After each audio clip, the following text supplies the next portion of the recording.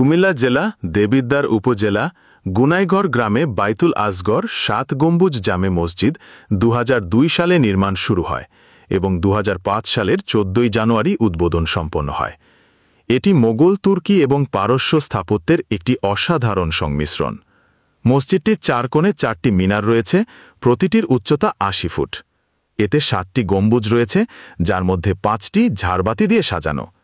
মসজিদটি নির্মাণে প্রায় ৩৫ জন শ্রমিক টানা ২.৫ বছর কাজ করেছেন এবং খরচ হয়েছে প্রায় ১,৬০,০০,০০০। কুমিল্লা জেলা দেবিদ্বার উপজেলা গুনাইঘর গ্রামে বাইতুল আসগর ৭ গম্বুজ জামে মসজিদ ২০০২ সালে নির্মাণ শুরু হয় এবং ২০০৫ সালের ১৪ জানুয়ারি উদ্বোধন সম্পন্ন হয়। এটি মোগল, তুর্কি এবং পারস্য স্থাপত্যের একটি অসাধারণ সংমিশ্রণ।